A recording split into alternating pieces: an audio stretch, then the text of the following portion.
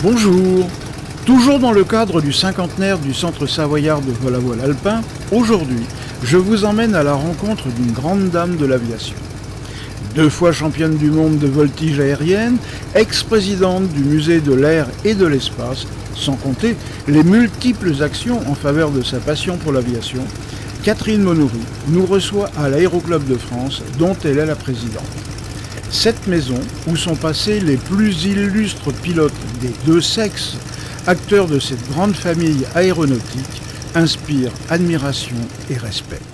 Et oui, il m'a emmené voler quand j'avais 8 ans et je dois dire que ça a été pour moi une expérience vraiment fondatrice. Je suis arrivée tranquillement parce que j'étais juste contente de passer la journée avec mon père, jusqu'à ce qu'effectivement on vole et qu'on puisse voir le monde d'une façon différente. Quand on a 8 ans, tout le monde vous donne des ordres. Et puis tout d'un coup, vous commencez à voir d'un peu plus haut et vous vous dites que les choses sont peut-être pas si graves que ça, et que tout ce qui vous effraie n'est en fait que de petites choses au milieu d'un plus grand monde. J'adorais ça. La passion du pilotage, c'est arrivé tout de suite après ou un peu plus tard? C'est arrivé tout de suite. L'instructeur de mon père faisait de la voltige aérienne. Il s'appelait Marshall Charolais et j'ai vu ça tout de suite. Et tout de suite, ça m'a passionné. Je me suis dit, mais quelle impression de liberté, de pouvoir ce qu'on veut, faire tout ce qu'on veut dans les 3 dimensions. Tout de suite, je me suis dit, mais c'est ça que j'ai envie de faire. Et je n'ai jamais changé d'avis. Je ne me suis pas lassée. J'ai toujours gardé cette passion du départ. Alors, vous savez que nous sommes des vélivoles. Il y a eu un petit passage chez le vol à voile aussi, voilà. Je crois. Je suis une piètre vélivole, il faut bien reconnaître.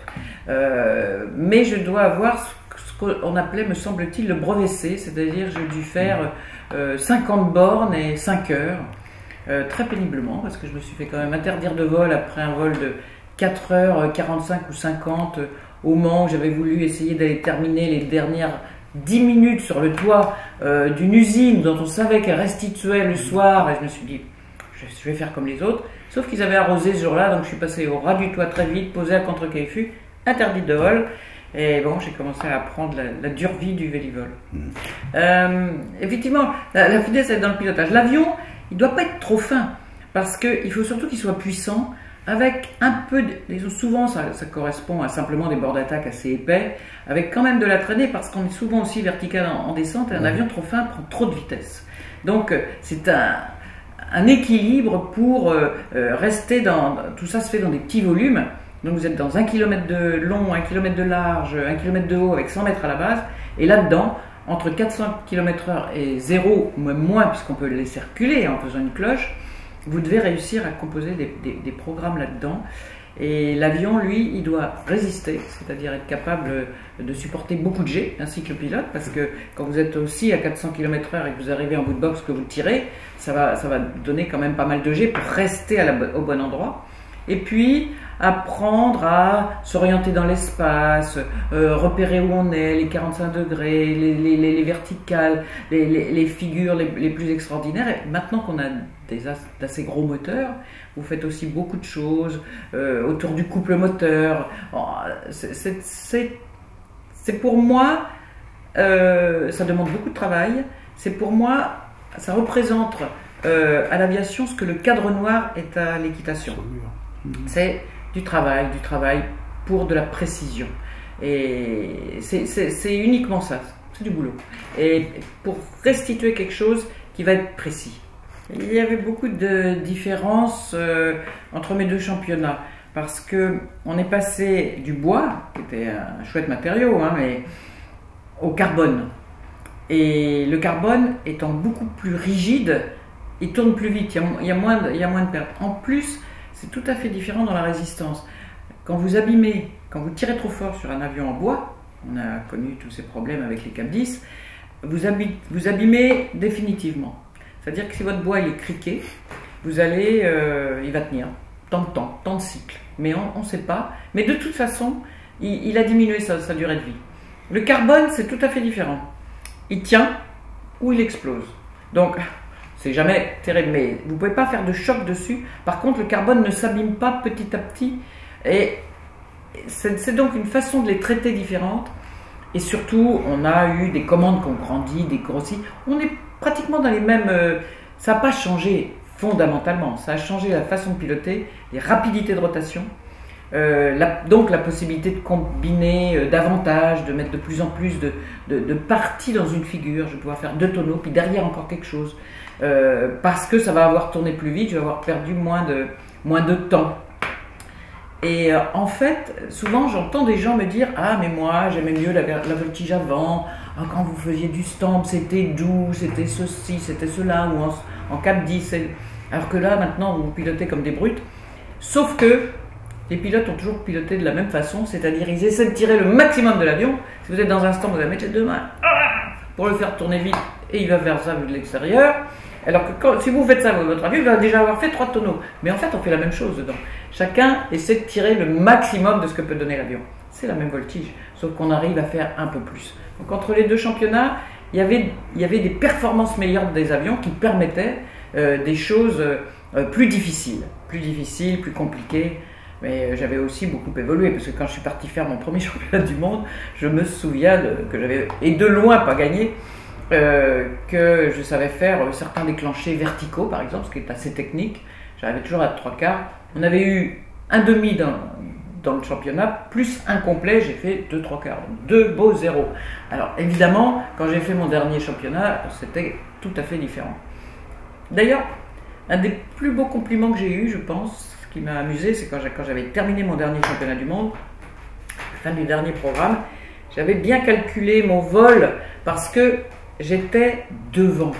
Donc c'était embêtant, il y avait encore un vol à faire, je ne pouvais que perdre en y allant, mais il fallait y aller, c'est le jeu de la compétition.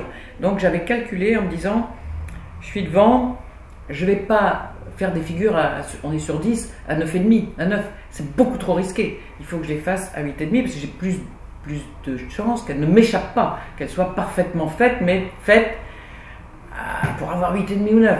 Si j'étais derrière, je me serais éclaté en me disant bon, il faut que je rattrape, donc je tente des 9 partout, et puis si je le loupe, on a plus de chances de louper si on essaie de faire trop bien. Si je loupe, bah, je serai derrière, mais j'y suis déjà.